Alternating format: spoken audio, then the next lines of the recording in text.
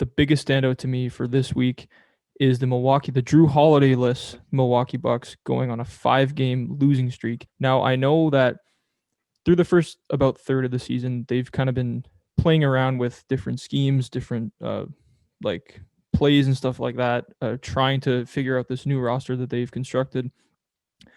And when you build your team to basically have three really good players and a bunch of, in my opinion, not really playoff team quality players around them, you're not going to be able to survive losing one of those three players. I don't even think it's about Drew. I still think it's about the system. Like they're just going like no Giannis ISO essentially. Like they're trying to really reduce on the Giannis ISOs. And it's evident like that Giannis ISO is not gonna win you a championship. It's not the old days where like you have Dirk Nowitzki, you just throw him 5, 7, 10 ISO games and win a championship. Like ISO doesn't win championships anymore. We see in James Harden, probably the best ISO player since Kobe Bryant and Michael Jordan, consistently lose, lose, lose. So they said, hey, we're just eliminating that. We're going to try a team game. And they're adjusting because Giannis has 2 MVPs ISOing. Chris Middleton has 2 All-Star berths playing off of an ISO system.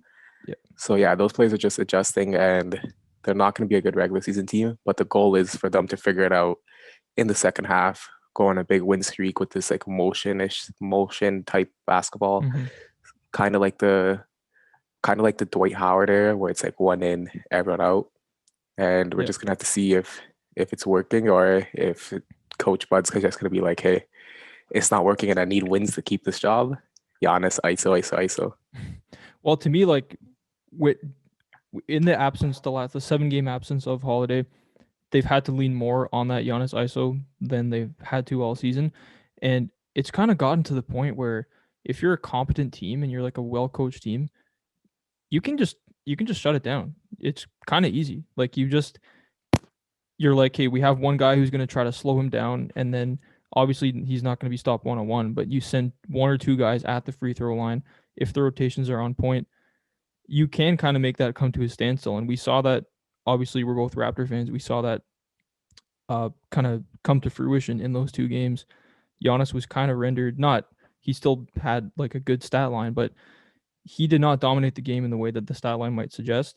This Giannis ISO just it's not going to work even in the regular season with the roster that they have around him. I really don't think outside of those top three guys, like Pat Connaughton, he's all right. DiVincenzo's all right. Brooke Lopez has completely fallen off, in my opinion. Uh, I'm kind of lower on the Bucks, I think, than you are. Maybe we just need to see the full Yeah. roster come together over the season, but I don't know. And also like, are we just gonna say like admit that like, man, the Raptors are just a horrible, horrible matchup for Giannis. Like when you have probably the best like small steel guy in Fred Mm-hmm. VanVleet cutting those lanes and Giannis is 7 foot. So like when he's driving, like those he Giannis like Fred did get a couple steals here and there. And then you have mobile defenders in Chris Boucher, Pascal Siakam, OG Anunoby just to keep rotating a different run each time, different length, different like body shape. So like it's just a lot for Giannis to figure out on a given night. And man, if the Raptors played him just once, like in a regular season, we'll talk about like a 3 game losing streak and we wouldn't Yeah. be over exaggerating it. But yeah, I feel like the Raptors are just a tough matchup for Giannis, maybe mentally too. They're a tough matchup, but they're also they're to Giannis what LeBron was to them. Giannis, the Bucks are better Yeah, than the it's just Raptors, and the Raptors had a better team on paper than those LeBron Cavs teams near the end of his run there, but they just could not beat him no matter what happened. How do you see Coach Bud here? Because he's always been criticized for the lack of adjustments, and to be fair, he's making more adjustments this season than he has in recent years. Like we said, going less on the ISO, more motion, having it be more of a like an effort focused on the top three guys than a full team effort like it has been. But I don't know, when you watch them sometimes you you can figure out ways to score consistently. Like they drop the bigs in the paint every single play. They give up wide open threes to the point guard. Like we saw Fred VanVleet getting wide open threes, getting wide open mid range shots. They just sag off every single pick. And you can kind of just get any open shot you want. If you have guys who can make those type of shots, you can kind of score like however you want against them. yeah, Coach Bud is just like he's just a regular season type like coach. Like I don't think he's a playoff coach. I have the same criticism for Doc Rivers. He's won one championship Mm, and he has had so much regular season success. And I think both of them, the way they just like rely on their star players, tell them, and like they're like people motivators. They motivate their yeah, star players and get the star players to bring in the role players and buy into the system rather than making a bunch of adjustments like a Nick Nurse, like a Greg yep, Popovich, like a Brad Stevens. So yeah, I think both of those coaches, great regular season coaches, still like top four seeds, both the Bucks and Sixers. And yeah, like I think both of them will not win a championship unless the star player does everything. yeah, KG, Pierce, and Allen did everything. Ken, Embiid, and Ben Simmons did everything.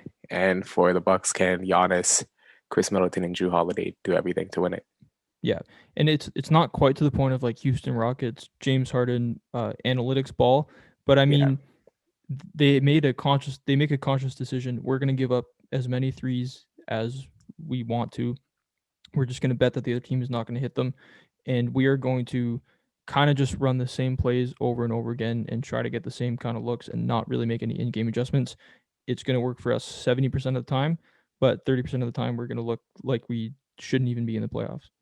I also want to see a more man defense by this Bucks team. Like throw Drew Holiday on the best guard, throw Giannis on the best wing slash big, and throw Chris Middleton on like the second best wing. Because I think both those guys, I think Giannis and Drew Yeah. are like defensive player of the year candidates. Yeah. I think Chris Middleton's actually a really, really underrated defender. And I think with that size, I think man to man, they could really cause some problem. Yeah. But they rely a lot on the zone, They do. which is a regular season move if you want to adjust the zone defense. Yeah. And the thing is, Coach Bud has kind of turned like before he landed on the Bucks, Burke Lopez was considered one of the worst defensive centers in the league.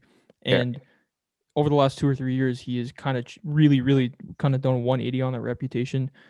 Do you think some of these defensive decisions by Coach Bud, he just has to do them, or else a guy like Lopez is going to get exposed on switches and stuff like that?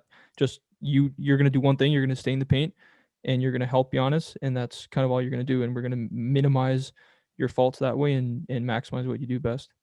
Yeah, every other year I would have agreed with that statement, but they have Bobby Portis this year, who's been playing amazing and who is mobile enough to switch to guard anyone essentially for a little bit of time. He should be guarding fours and fives though, and his switchability and his mobility, just improvement from Brook Lopez, Yeah, means like, hey, that system should be run, especially in the fourth quarter.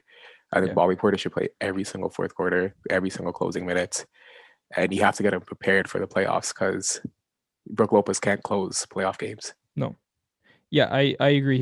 When he was hitting 40% of threes, you could Yeah, live with some of his shortcomings, but it's gotten to the point. I agree. Either Portis has to play the five closing or Giannis.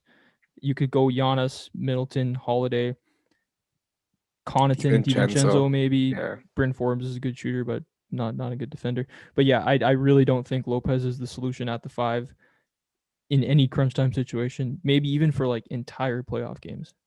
yeah, and we'll talk about this later, but they're going to be active on the buyout market too, because adding some of those veterans that might get bought out onto this team might be a big beneficiary to that bench and that whole like system in itself. Yeah, because past the top 3 to 5 guys, I like. Is anyone on this roster really that much better than a bio guy? Yeah, like DiVincenzo behind him, like so there's Brook Lopez, Yeah, Giannis, Chris Middleton, Drew Holiday, DiVincenzo. Pat Connaughton's probably the next best player. Pat Connaughton, Bobby Portis, and those guys yeah, were in free agency, late into free agency. So I think that says it all.